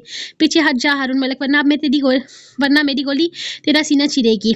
वो गुस्से से दहाड़ते हुए बोला था, जबकि रूहा ने आसिर का बाजू थामते से ऊपर लेकर जाना चाहा था, लेकिन आसिर गुस्से से अपना हाथ छुड़वाती दरवाजे के पास आई थी। अरे शाबिर शाह, इस लड़की में ऐसा भी क्या है जो तू इतना पागल हो गया है? इसके लिए ठीक है मेरे भाई, तू ही रख ले इसको, मुझे नहीं चाहिए ये। आज से ये तेरी। वो बेनंगा कहका लगाता इसे एक झटके से जमीन से उठाता शाबिर की तरफ गिरा गया था। जैसे शाबिर थामते हुए अपने पीछे किया, इसका अंदाज आसिर को आग लगा रहा था। वो लड़की शाबिर के आगे हाथ पैर जोड़ रही थी। इसकी कोई बात समझे बगैर वो इसे अपने पीछे आने का इशारा करके आया था। वो इसे लेकर हवेली के अंदर क्यों आ रहा था आसिर को समझ नहीं आया था, लेकिन वो लड़की इसके पीछे पीछे ही आ गई थी। जाकर शकीला रिजवाना में से किसी को बुलाकर लाओ, ये लड़की आज रात यहीं पर रहेगी। कल इसके साथ क्या करना है सुबह देखा जाएगा, लेकिन फिलहाल इसके रहने का इंतजाम करवाओ। वो अपने गार्ड के करीब रुकते हुए अंदर आया था। जब इसके पीछे पीछे ही शकीला तकरीबन 5 मिनट में अंदर आई। इस वक्त शाबिर के गुस्से को देखते हुए ना तो रूहा कुछ बोल रही थी और ना ही आसिर के करीब आई थी। जी शाह साईं, आपने बुलाया? शकीला अंदर दाखिल होती इससे पूछने लगी थी, जबकि शाबिर ने इस लड़की की तरफ इशारा किया था। इस लड़की को आज रात अपने साथ वहीं क्वार्टर में कहीं रख लो, सुबह होते ही इसका क्या करना है देखा जाएगा। तुम भी जाओ, आराम करो, इसने रूहा की तरफ देखते हुए कहा था, जबकि दूसरी निगाह किसी पर भी डाले बगैर इसने आसिर का हाथ थामते सीढ़ियों की तरफ कदम बढ़ाए थे। मेरा चांद में बिल्कुल ठीक हो, तुम्हें क्या जरूरत थी इस तरह से मैदान खाने की तरफ आने की? अगर कोई तुम्हें इस तरह से देख लेता या किसी मर्द की निगाह तुम पर पड़ जाती तो क्या कहा था तुमसे कि तुम इस तरफ कभी नहीं जाओगी, लेकिन फिर भी तुम इसकी तरफ आ गई ना। देखो आसिर, मुझे ये सब कुछ पसंद नहीं। मैं अपनी बीवी को 7 पर्दों में कैद रखना चाहता हूँ। मुझे मंजूर नहीं मेरी बीवी पर किसी की नजर भी पड़े, और ये बात मैं तुम्हें बार बार नहीं समझाऊंगा। आखिरी बार बता रहा हूँ, बेहतर है कि समझ जाओ, वरना अगली दफा मैं सख्ती से पेश आऊंगा। मेरी सख्ती तुम्हारी नाजुक जान बर्दाश्त नहीं कर पाएगी। मैं तुम पर किसी की निगाह बर्दाश्त नहीं कर सकता। तुम इससे मेरी तंग नजरी कहो या मोहब्बत, मुझे फर्क नहीं पड़ता, लेकिन तुम पर कोई निगाह उठी तो वो जान से जाएगी, ये याद रख लेना। मैं परवाह नहीं करूंगा फिर किसी भी चीज़ की। ये तुम मेरी तरफ से आखिरी वार्निंग भी समझ सकती हो। वह इसका हाथ था, मैं इसलिए कमरे में दाखिल हुआ था, जबकि इसका लहजा सख्त आसिर को परेशान कर गया था। कमरे की लाइट्स ऑन थी, कमरा रोशनी में नहा रहा था। शाबिर के जहन से निकल चुका था किसका चॉकलेट वाला सरप्राइज, लेकिन अंदर कदम रखते ही इसने एक नजर आसिर को देखा था, जो इस वक्त बहुत ज्यादा परेशान लग रही थी। अपनी परेशानी में तुम मेरी सरप्राइज का बेड़ा कर दिया है, इस चीज़ की सजा बनती है, लेकिन तुम्हारी छोटी सी जान में सजाएं कहाँ कबूल कर सकती है। वह दरवाजे को बंद करता सामने दीवार की तरफ इशारा करने लगा। दीवार के ऊपर बड़े बड़े 2 दिल बने हुए थे, जबकि सेंटर में खूबसूरत सा फूल बना हुआ था चॉकलेट की मदद से। वहीं नीचे की तरफ आते हुए सोफे के सामने रखा शीशे का टेबल चॉकलेट से फुल था। तुम्हें चॉकलेट पसंद है ना? वो इसे कमरे के सेंटर पर खड़ा करता, इसके पीछे से अपनी बाहों का घेरा मजबूत करता, इसके कंधे पर अपनी थोड़ी रखता सवाल कर रहा था। इसका गुस्सा नाराजगी सब कहीं दूर जा सोए थे। इस वक्त वो एक मोहब्बत करने वाला शोहर था जो अपनी बीवी को खुश करने की एक छोटी सी कोशिश कर रहा था। कहा नहीं जा सकता था थोड़ी देर पहले वो एक इंसान को जान से मारकर यहाँ पर आया है। आसिर के हाथ पर ये सोच कर कांप रहे थे कि जिस शख्स की पनाहों में वो इस वक्त है, वो अभी नीचे किसी को जान से मार कर आया है, वो भी एक लड़की की खातिर। कैसा लगा तुम्हें मेरा सरप्राइज? इसके लबों को अपनी गर्दन के बाद कंधे पर महसूस कर रही थी। जब इसके सवाल पर इसने सीने में बजती धड़कनें कुछ कभी सुस्त तो कभी तेज हो रही थी। अच्छा है, वो घबराते हुए बोली तो शाबिर के लब मुस्कुराए थे। इतनी मेहनत की है, अच्छा तो लगेगा ना। वैसे मैं नहीं जानता तुम्हें कौन से ब्रांड की चॉकलेट पसंद आएगी, इसलिए मैं पाकिस्तान में मिलने वाली सारी ब्रांड की चॉकलेट्स मंगवाई हैं। आई थिंक तुम्हें ये अच्छी लगेंगी। वो टेबल से एक चॉकलेट उठाता, इसका रैपर खोलते हुए इसके लब्बों के करीब ले गया था, जबकि वो एक नजर शाबिर की आंखों की सुर्खी देखती चॉकलेट को अपने दांतों से हल्का सा तोड़ चुकी थी। इस वक्त वो इतनी ज्यादा डरी हुई थी कि अगर शाबिर इसे अपने हाथों से जहर खिलाता तो वो भी बहस किए वगैरह से खा लेती। यकीनन तुम्हें ये पसंद होगी, मैंने शायद बचपन में कभी चॉकलेट खाई होगी। अगर तुम्हारी इजाजत हो तो मैं थोड़ी सी ले लूँ? वो यूं ही इसे काफी टाइटली अपने सर में लिए सवाल कर रहा था। जब आसिर ने फौरन हाँ में सर हिलाया था। इतनी हजारों के हिसाब से चॉकलेट वो अकेली तो हरगिज नहीं खा सकती थी, तो फिर वो इसे सवाल क्यों कर रहा था? वो इसे इजाजत देते हुए सोचने लगी, जब अचानक शावीर ने इसकी थोड़ी के नीचे अपने हाथ रखते इसके लबों पर अपने लब जमाए थे। आसिर की सांसें सीने में दब सी गई थी। वो शावीर से इस वक्त इस तरह की बेबाकी की उम्मीद हरगिज नहीं रखती थी। वो शिद्दत से इसके लबों को झकड़े इसकी सांसों को पी रहा था। इसकी सिगरेट और परफ्यूम की मिली जुली महक आसिर को अपने असाबों पर सवार होती महसूस हुई थी। इसकी धड़कनें ढोल की तरह बज रही थी। जब शावीर ने इसे आहिस्ता से अपनी बाहों में उठाते हुए वहीं सोफे पर जगह बनाई थी, वो इसे अपनी गोद में लिए नरमी से इसकी सांसें चुरा रहा था। इस सारे अमल के दौरान इसने अब तक इसकी सांसों को आज़ादी नहीं बख्शी थी। इसकी गिरफ्त सख्त से सख्त होती जा रही थी। वो इसके लबों पर झुका, आज अपनी सारी तशनगी मिटाने का इरादा रखता था, जबकि आसिर की सांसें अब रुकने लगी थी। वो इसके लबों को आज़ाद करने को तैयार ही नहीं था। कौन सी तशनगी थी जो रुकने का नाम नहीं ले रही थी? वो इसकी सांसों को पिए जा रहा था, इसकी प्यास बुझ ही नहीं रही थी, जबकि आसिर की सांसें अब बुरी तरह से रुकने लगी थी। इसकी सांसें रुकते महसूस करके इसने नरमी से इसके लबों को आज़ाद किया था। इसकी आंखों में इसकी आंखों में एक नशा सा उतरा हुआ था और इस नशे को वह आसिर की कुर्बत से पूरा करने का इरादा रखता था। तुमने एक शरीफ इंसान को पागल करके रखा हुआ है। ऐसा नहीं था, औरत की तलब मेरे अंदर कभी जागी ही नहीं थी। तुमने मुझे पागल कर दिया है। तुम्हारे बगैर कुछ देर तक सांस आना बंद हो जाती है। बताओ तुम्हारी क्या सजा होनी चाहिए। वह इसके लब्बों पर अपना अंगूठा फेरता, इसके भीगे लब्बों की शबनम अपने पैरों से साफ करने लगा था। झूठ, वो गुस्से से कहती चेहरा फेरने लगी जब शावीर ने आहिस्ता से इसके चेहरे को थाम लिया था। इसका अंगूठा एक दफा फिर से इसके होठों पर बेबाकी से हरकत कर रहा था। इसकी मासूमाना अदाएं शावीर को पूरी तरह से पागल कर रही थी। सच बोल रहा हूँ, बिल्कुल सच। तुम्हारी बगैर सांस रुकने लगती है। तुम सच में इस दुनिया में सिर्फ मेरे लिए आई हो। तुम्हारी सांसों पर सिर्फ शावीर का हक है। ये सांसें रुकने का भी मैं सच में तुम्हारी सांसें रोक दूंगा। लेकिन मैं तुमसे वादा करता हूँ, सांसें रोकूंगा ही नहीं बल्कि अपनी सांसें तुम्हें दूंगा भी। वह कहते हुए एक दफा फिर से इसके लबों पर झुक गया था। अंदाज में वही तिश्नगी थी, वही दीवानगी थी। वो एक दफा फिर से इसके लबों को अपनी सख्त गिरफ्त में लेता खुद को सुकून पहुंचाने लगा था। ये सारी चॉकलेट्स तुम्हारी हैं, चाहो तो किसी को दे देना, चाहो तो अपने पास रख लेना। इन चॉकलेट के साथ हमेशा भी तुम्हारा है। इसे सिर्फ अपने पास रखना, किसी को भी मत देना। वो शरारत से कहता इसके लबों को भी अपने अंगूठे की बेवाक हरकतों से छेड़ रहा था। इसके गुलाबी लब इसकी शिद्दतें सहते हुए सुरख हो चुके थे। वैसे अपनी बाहों में भरे वहीं सोफे पर लेट चुका था। सोफे पर मौजूद तकिए को एक तरफ फेंकते हुए वह इस पर सयाफकन होने लगा। असीर को इसकी हरकत पर घबराहट सी होने लगी थी। समथिंग न्यू, मेरा चांद। सूफे पर भी प्यार किया जा सकता है। वो हल्का सा मुस्कुराता इसके कंधों से अपनी शाल हटाता नीचे फेंक चुका था, जबकि अपनी शाल को पीछे हटते देखकर इसने अपनी कमीज के अगले बटन खोले थे। मुझे यकीन है तुम इस सूफे पर अनकंफर्टेबल फील करोगी, लेकिन मैं तुमसे एक लम्हे की दूरी बर्दाश्त नहीं कर सकता। यहाँ से भटक जाते अच्छा खासा वक्त बर्बाद हो जाएगा और मैं ये वक्त बर्बाद नहीं करना चाहता। मैं कब तुम्हारी कुर्बत का एक लम्हा बर्बाद नहीं करना चाहता। इसके लबों पर अपने लब रखते हुए वो इसकी बस यही बेमतलब सी बातें सुन पाई थी। इसकी दीवानगी एक दफा फिर से अरूज पर थी। वो ना तो इसे खुद से दूर कर पा रही थी और ना ही इसकी कुर्बत को बर्दाश्त कर पा रही थी। इसका जहन इस लड़की की तरफ उलझा हुआ था। इस लड़की की खातिर शाबी ने किसी का कत्ल किया था, तो वो यहाँ क्या कर रहा था। इसे तो इस लड़की के पास जाना चाहिए था ना। ऐसा क्या था इस लड़की में कि इसने अपने ही साथ काम करते आदमी का कत्ल कर दिया था। दिखने में वो खूबसूरत थी, किसी और मुल्क की लग रही थी। अगर वो इसे जीत भी चुका था तो इस जीत का जश्न इस लड़की के साथ मनाना चाहिए था। वो यहाँ इसके साथ क्या कर रहा था। वो बुरी तरह से उलझते हुए सोच रही थी जब शावीर की बेबाक हरकतों का सिलसिला बढ़ने लगा था। इसकी बेकरारियों पर मचलते हुए इसकी गिद्ध अपना हसार मजबूत कर गई थी। एक लम्हे में शावीर ने इसे सोचों से निकालते हुए खुद के साथ बांध लिया था। वो इस पर इस तरह से सवार हुआ था कि इसके जहन से हर अगली पिछली सोच निकल गई थी। अगर इसे कुछ पता था तो सिर्फ और सिर्फ इतना कि ये जिन अब फजर तक इसे बख्शने वाला नहीं था। सूफे पर इसकी शिद्दतों और बेबाकियों का दायरा काफी वसी था और रोज की निस्बत आज ज्यादा बेबाकी दिखा रहा था। अपनी गर्दन और कंधों पर इसके दांतों और दाढ़ी की चुभन महसूस करती बस में सिमरती जा रही थी। इसके लबों पर अपनी मूछें रगड़ते हुए बस एक झटके से सोफे से उठाता बेड पर लाया था। एक हाथ से अपनी कमीज उतारकर पीछे फेंकता, वो कमरे की लाइट ऑफ करता, इसका बाजू को सीट कर इसे अपने नीचे करते हुए इसे पूरी तरह से अपने मजबूत हिसार में मचलने पर मजबूर कर गया था। वो इसकी बाहों में फड़फड़ा कर रह गई थी, लेकिन आजाद ना हो सकी थी। आसिर की आंख खुली तो तकरीबन सुबह के 10:30 बज रहे थे। शावीर ने फजर में बड़ी मुश्किल से इसे छोड़ा था। जब तक वो फजर की नमाज अदा करके वापस बेड पर आई, शावीर गहरी नींद सो चुका था। वो सारी रात इसकी पनाहों में मचलती रही थी। नींद से इसका बुरा हाल हो रहा था। वो फजर के सोई, अब जागी तो शावीर को कमरे में ना पाकर परेशान हुई थी। क्या वो लड़की इनके घर से जा चुकी होगी। आसिर के जहन में ख्याल आया था, कल रात का वाकया वो भूली नहीं थी। शावीर ने एक लड़की के लिए एक इंसान का कत्ल कर दिया था। शावीर बहुत खतरनाक इंसान था, वो जानती थी। जितना वो जिन्नूनी था, यकीनन वो गुस्से में किसी का भी लिहाज नहीं करता था, लेकिन वो गुस्से में किसी को जान से मार सकता था, ये वो सोच भी नहीं सकती थी। एक लड़की के लिए इसने किसी की जान ली थी। ये सोच सोचकर इसकी हालत खराब होने लगी थी। वो जल्दी से फ्रेश होकर कमरे से बाहर निकली थी। इसका इरादा नीचे जाने का था। पता नहीं शावीर घर पर होगा या नहीं, या कहीं पर चला गया होगा। वो लड़की शावीर को कल रात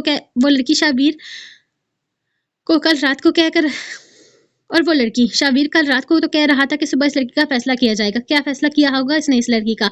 वो लड़की यहाँ से जा चुकी थी, कल रात को शकीला के साथ रही थी, तो आज वो कहाँ होगी। क्या वो वापस हवेली आई होगी।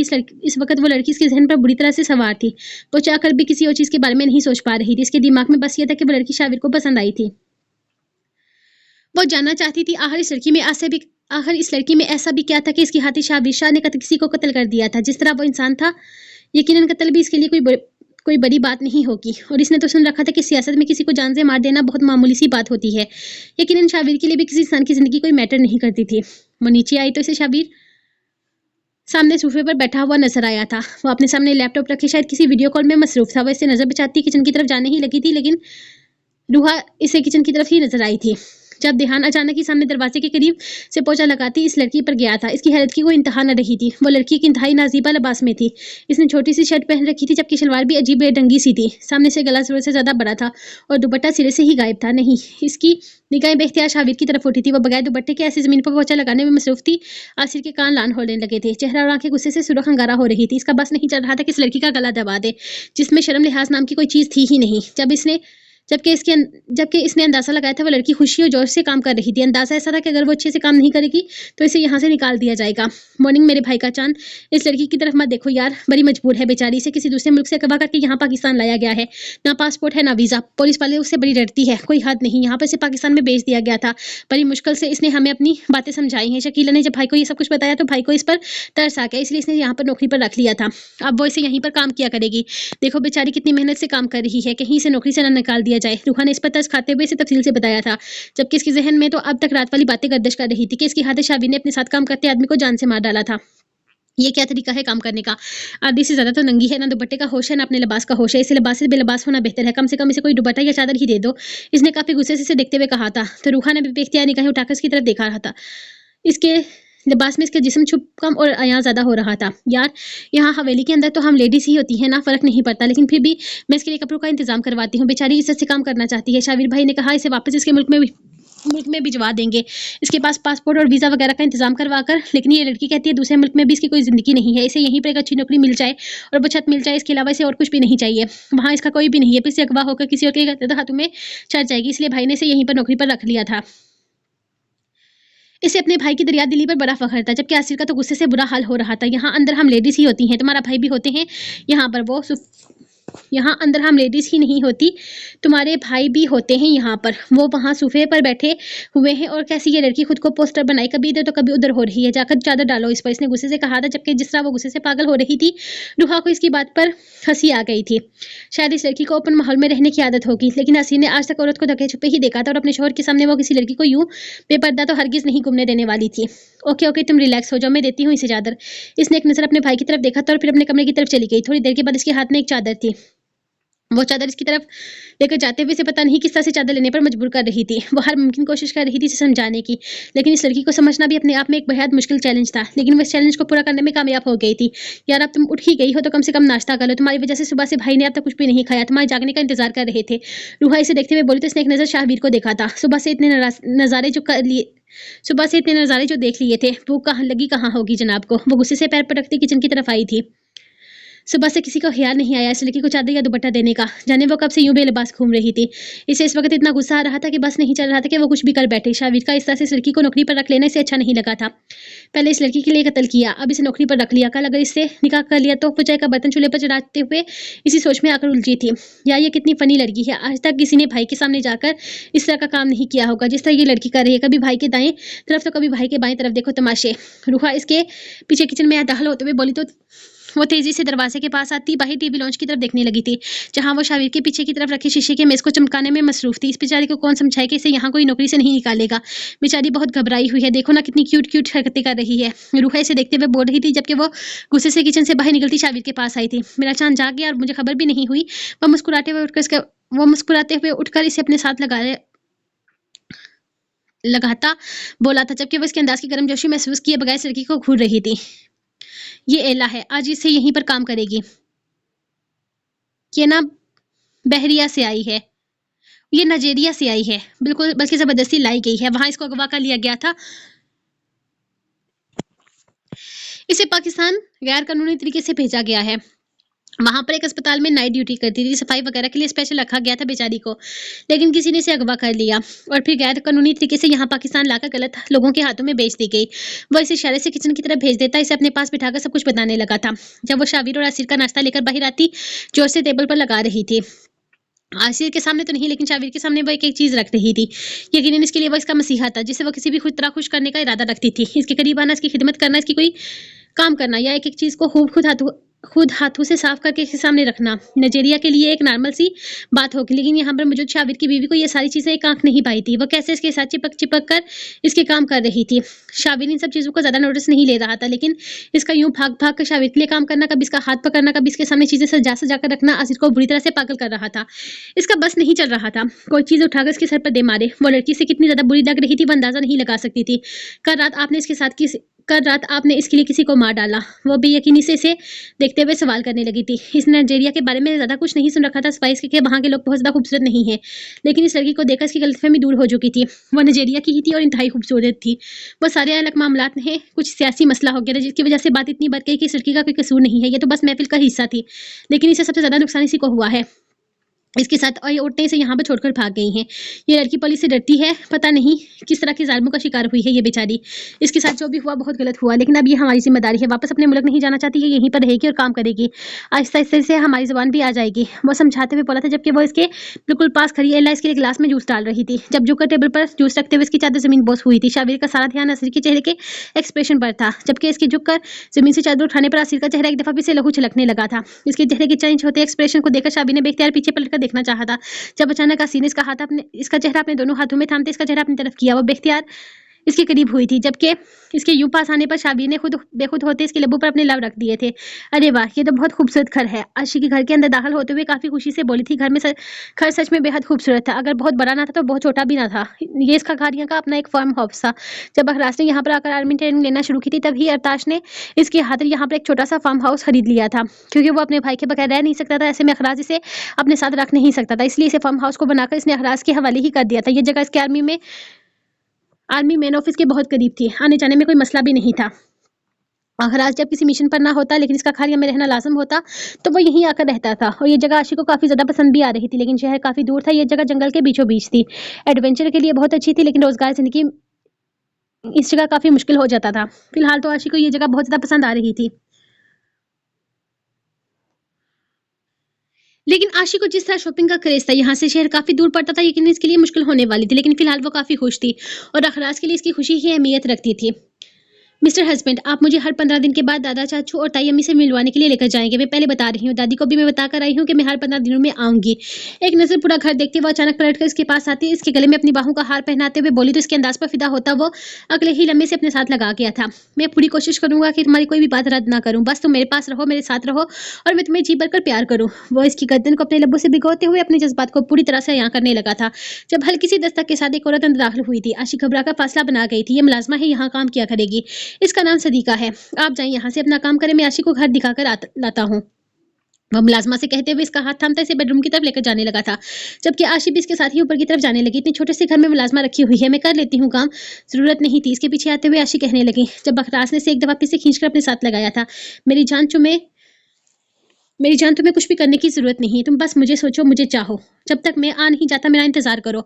इसी तरह जिंदगी गुजर जाएगी एक दूसरे के साथ। इसके लबों पर झुकते वो शिद्दत से भरपूर जसारत करता इसे पूरा घर दिखा रहा था, जब आशी इसकी मीठी मीठी शरारतों के साथ खुशी खुशी पूरा घर देख रही थी, ये जाने बगैर कि आने वाला वक्त इन दोनों को कोई और ही वक्त दिखाने वाला था।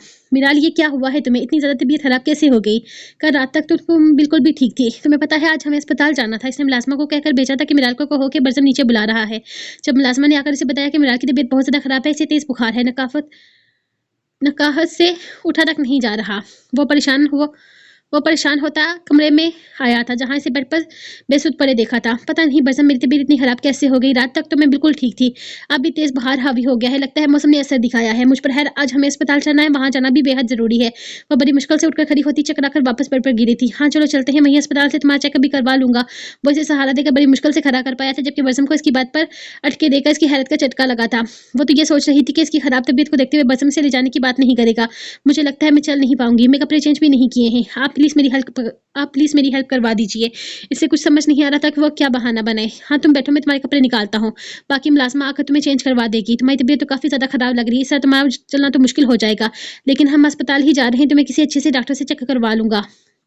वो आहिस्ता से इसकी चादर ठीक करता और अलमारी से इसके कपड़े निकालने लगा था, जबकि वो परेशानी से कोई और बहाना ढूंढने की कोशिश करने लगी थी। अगर अस्पताल जाना जरूरी ना होता तो मैं कोई अगर अस्पताल जाना ज़रूरी ना होता, तो मैं कोई मेडिसिन ले लेती या फिर यहीं गाँव के डॉक्टर को बुलाकर अपना चेकअप करवा लेती। लेकिन आपने इतनी मुश्किल से इस डॉक्टर से अपॉइंटमेंट ली है, इतनी मुश्किल से मेरे लिए वक़्त निकाला है। अगर मैं ये सब कुछ ना हुआ, तो इस वक़्त तो बेड से उठने की हिम्मत भी नहीं कर पा रही।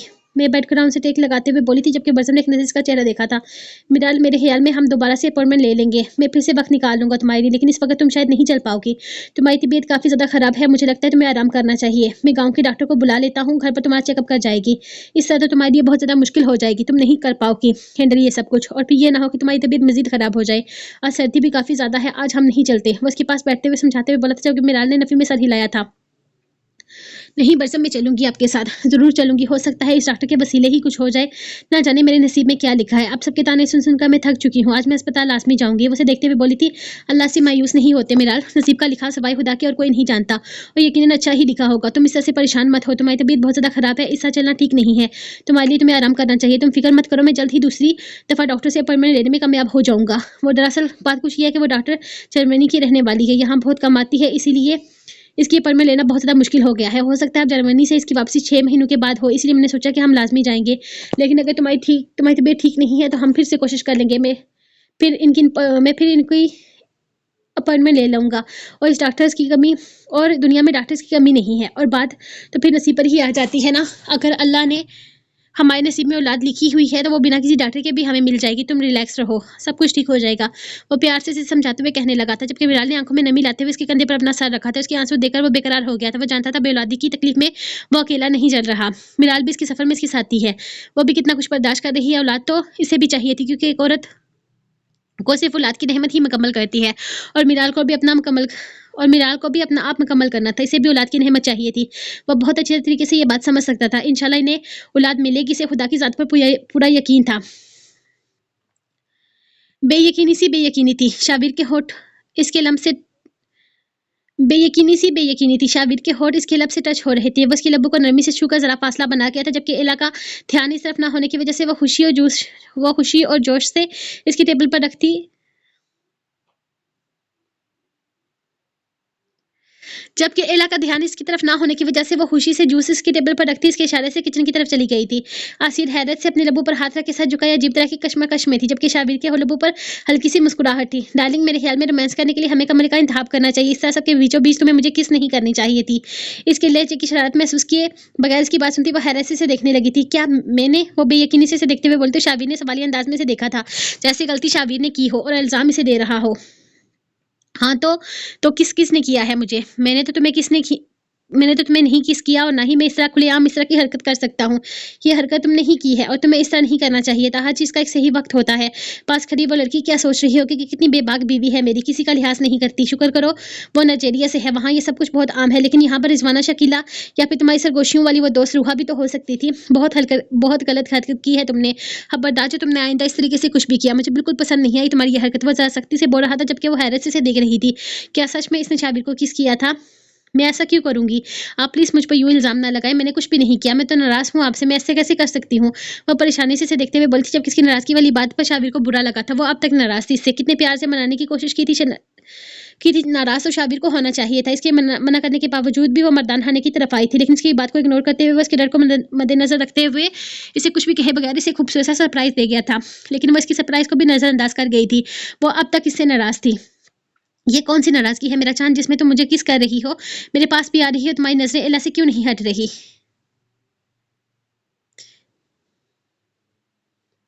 इसने बेख्तियार किचन की तरफ से आती एला को देखा, तो शाबी ने लगे हाथ इसको भी बीच में ले लिया था। क्या मतलब है आपकी इस बात का? मैं क्यों देखूंगी एला को? आपको क्या लगता है मैं जेलस हो रही हूँ इससे? आपको लगता है कि मैं इस तरह जल कुकड़ी हूँ जो आपको किसी और लड़की के साथ देखकर जलन महसूस करूंगी? वह गुस्से से घूरते हुए बोली थी। जहाँ शाबीर इसकी बात सुनकर शॉक्ड रह गया था, वहीं खुद ही अपनी समातों में अपनी आवाज़ गूंजते पाकर वो हैरत का शिकार हुई थी। वो क्या बोल रही थी वो खुद भी नहीं जानती थी। वो क्यों जलन महसूस करने लगी है एला से? क्या फ़र्क पड़ता था? वो एक मामूली सी लड़की थी जो मुसीबत का शिकार होकर यहाँ पर आई थी। इसने शक नहीं किया था इस पर। वो अपने शौहर पर इस मामले में यकीन कर गई थी। इसने कहा था कि लड़ाई किसी और बात पर हुई है, किसी कुछ सियासी मामलात की वजह से बात बढ़ गई थी। एला का इन सब चीज़ों से कोई तल्लुक नहीं था। इसने इस बात पर यकीन किया था। इसे यकीन था कि इसका शौहर इस लड़की में दिलचस्पी हरगिज़ नहीं रखता।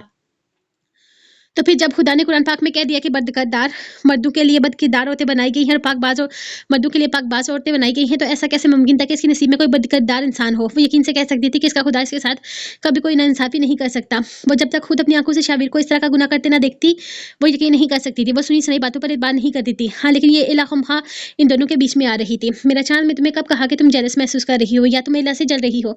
तुम क्यों इसे जेलस महसूस करोगी?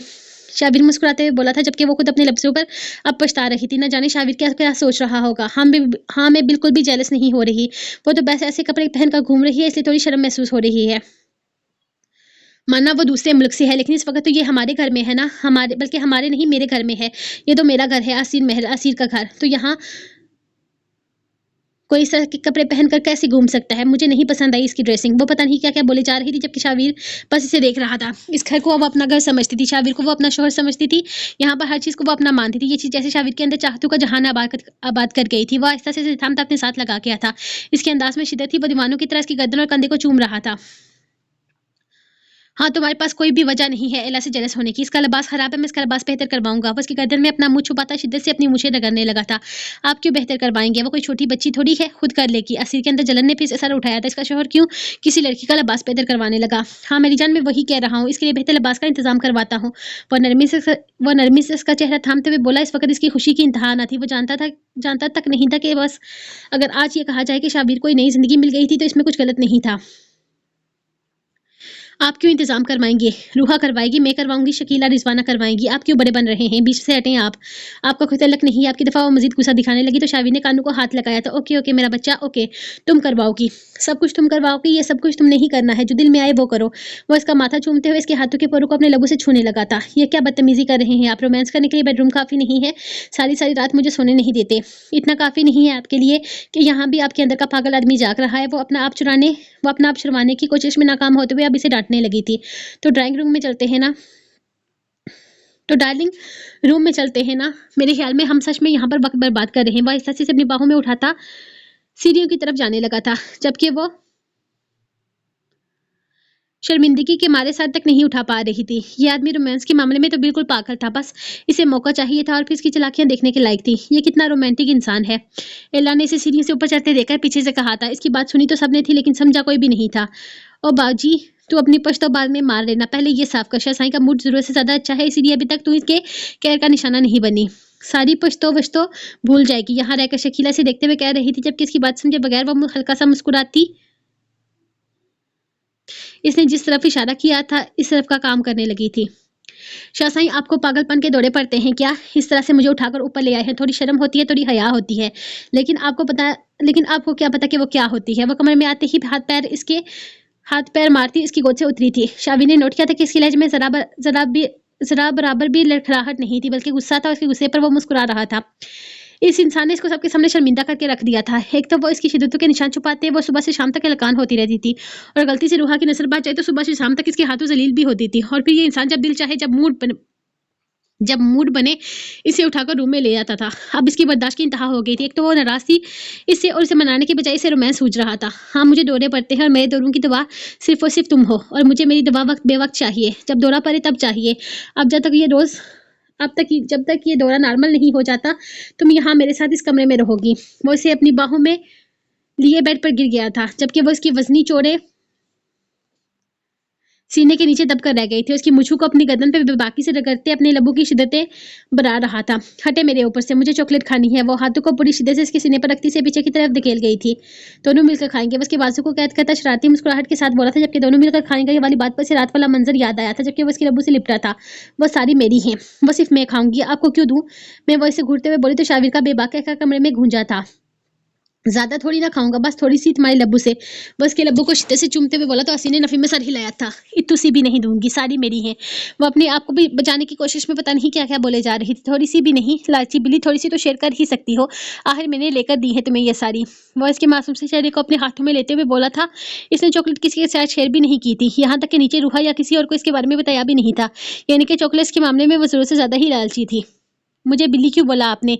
बिल्कुल नहीं दूंगी। वो अब की दफ़ा फिर से इसकी बाहों में मचलती अपना आप छुड़वाने की कोशिश में नाकाम हुई थी, जबकि शाबिर क्या क्या लगाता इसे यूं ही काबू किए साइड ड्रायर से चॉकलेट निकालने लगा था।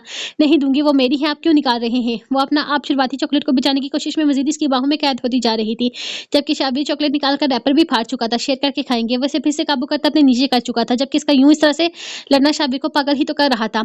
वो कहाँ उम्मीद रखता था इससे कि वो इसे कभी लड़ेगी, कभी झगड़ा करेगी, किसी बात को लेकर जेलस होगी, किसी बात को लेकर बुरा मनाएगी। वो तो पूरी तरह से बदल रही थी। आहिस्ता आहिस्ता इसका शरारती रूप सामने आ रहा था, जिसे शाबिर वाकिफ नहीं था। शाबिर चॉकलेट का एक छोटा सा हिस्सा तोड़कर इसके लबू में रखता, जबरदस्ती इसके लबू पर झुक गया था। इससे पहले कि वो इसके लबू से चॉकलेट तोड़ता, आसिर शरारत से चॉकलेट का पूरा हिस्सा मुंह में लेती खिलखिलाकर हंसी थी। इसकी खिलखिलाहट ने जैसे हर तरफ सुर बिखेर दिए थे। वो उसकी खिलखिलाहट में इसका साथ तक न दे सका। वो बस इसे देखे जा रहा था। कुछ कहना कुछ सुनना तो शायद वो भूल ही गया था। इसकी बातों ने शाबिर को बेहाल कर दिया था। ये भी मेरी है, वो बाकी की चॉकलेट जिसके हाथ से छीनकर अपने दुपट्टे में छुपाती सीने से लगा चुकी थी। शाबिर भी तुम्हारा है मेरी दुनिया, वो बेकरारी से कहता। इसके चेहरे के एक नकुश को अपने लब्बू की हदत से महकाने लगा था। इसका नरम और नाजुक चेहरा इसके लब्बू की हदत से दहकने लगा था। इसके नरम और गर्म बोसे आसिर को बेहाल करने लगे थे। कब चॉकलेट इसके हाथ से छूटते हुए शाबिर का हाथ इसके हाथ को कैद कर गया था, इसे पता भी न चला था। बेकरारी थी। वो हर दफा इसे छूता था जैसे पहली दफा छू रहा हो। इसके अंदाज में इतनी नरमी और मोहब्बत देकर वो पिघल गई थी, लेकिन सिर्फ थोड़ी देर के लिए, क्योंकि शाबिर की जिन वाले रूप में आने में ज्यादा वक्त नहीं लगाया था। इसके अगले ही पल अपने दांत काटता वो इसकी गर्दन पर अपना गहरा निशान छोड़ता। अब की दफा अपने बोसों की तादाद बढ़ा गया था। वो इसकी बाहों में बुरी तरह से कैद होकर रह गई थी, जबकि अपनी शाल उतारते हुए अपनी कमीज के बटन खोलता वो पूरी तरह से बेखुद हो रहा था। और आसिर को अपने राह फरार के रास्ते बंद होते नजर आ रहे थे। मैंने नाश्ता भी नहीं किया। वो उसकी धड़कनों में अपनी बेताबी से तूफान लाता इसे अपनी बाहों में इस अंदाज में काबू कर चुका था कि वो आजाद ना हो पाई। जब आसिर ने बड़ी मासूमियत से कहा था, शाबिर का क्या बड़ा बेसाख्ता था, जो कमरे की तरफ दीवार से खींचकर वापस आया। मैं वादा करता हूँ तुम्हें ज्यादा इम्तिहान में नहीं डालूंगा, लेकिन इस वक्त अगर तुम आजाद कर दिया तो मुझे दूसरी सांस नहीं आएगी। वो उसके लबों पर अपने लब रखते सरगोशी नुमा आवाज में बोला तो आसिर मजीद कुछ भी नहीं कह पाई थी।